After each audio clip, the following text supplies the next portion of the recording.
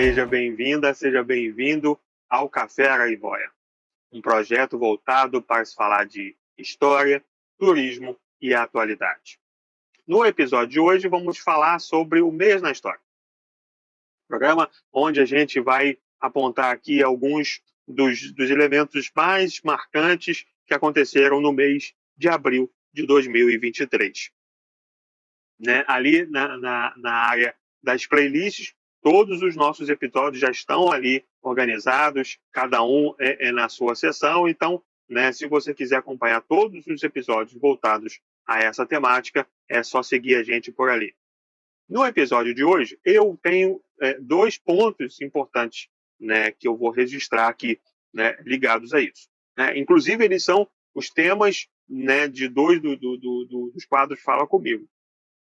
Tanto a questão do envio da Starship pela SpaceX do Elon Musk, que acabou sendo um fracasso na semana passada, quando a nave ela explode um pouco depois de ser colocada no ar, e para a empresa do Elon Musk foi um sucesso, mas a gente sabe que a explosão antes da hora, ela iria explodir, isso aí é um fato, demonstra uma certa cautela, uma vez que ela é a nave escolhida pela NASA para o envio dos astronautas novamente à Lua, o que está previsto aí para o ano que vem, o projeto, e mais tardar acontecendo em 2025.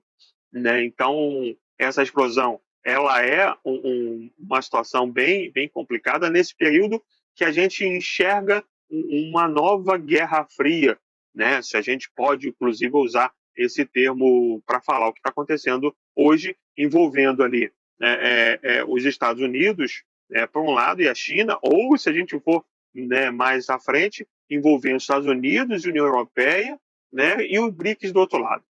Então, é algo que a gente tem que observar com muita atenção o desenrolar desse processo aí ao longo dos próximos passos.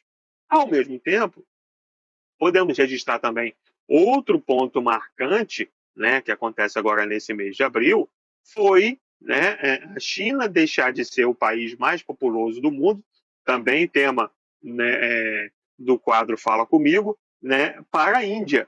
A diferença ela é bem pequena no momento atual. Um tem 1 bilhão 428 milhões de habitantes, ou tem 1 bilhão 425 milhões de habitantes.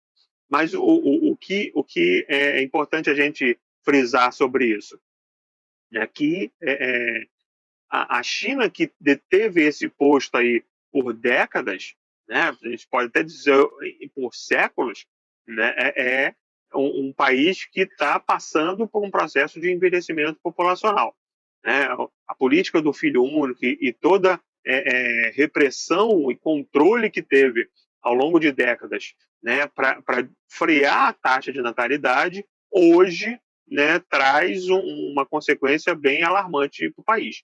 A população está envelhecendo, isso afeta diretamente a economia, tanto na questão previdenciária, mas também na questão da população economicamente ativa, ou seja, você tem uma redução da força de trabalho no país, enquanto que a Índia está ainda num outro patamar.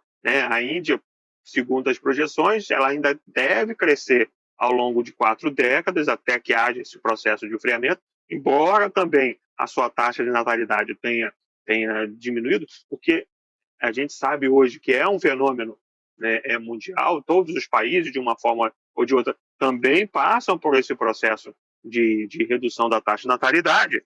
A gente vai até abordar isso no futuro próximo, mas a Índia hoje ainda consegue, com a sua população interna, manter a sua economia ativa, ou seja, ela mantém um quadro de pessoas ainda confortável como oferta de mão de obra para a economia local. A China já começa a ter que se preocupar, inclusive, com a entrada de imigrantes. Não algo ainda tão preocupante como a gente vê, né, na Europa ou até no Canadá, né, mas é algo que acontece. Né, já acende ali um sinal amarelo no país. E você, Flávia? O que você aponta sobre isso? Então, pessoal, e o meu destaque do mês de abril vai para finalmente a mudança do nome da comemoração do dia 19 de abril. Sai Dia do Índio e entra Dia dos Povos Indígenas. Isso foi um projeto de lei da deputada Joênia Wapichana, que foi aprovado pela Câmara e pelo Senado.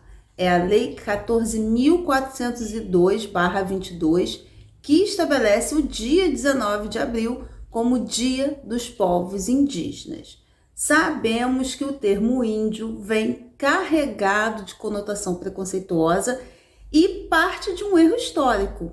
Cristóvão Colombo, ao chegar no continente americano em 1492, acreditou estar nas famosas Índias e acabou chamando todos os habitantes de índios.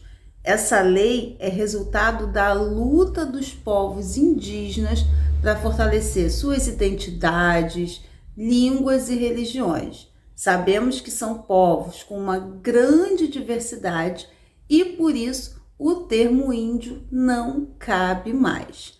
E mais, eles seguem na luta, porque a luta deles não acaba não. Por isso o dia 19 é um dia de reflexão. Eles seguem na luta pela demarcação e proteção de suas terras. Por isso, como eu disse, o dia 19 de abril, mais do que comemoração, é um dia de reflexão e de apoio à luta desses povos que são os primeiros habitantes do Brasil. É isso, pessoal. Esse é o meu destaque para o mês de abril.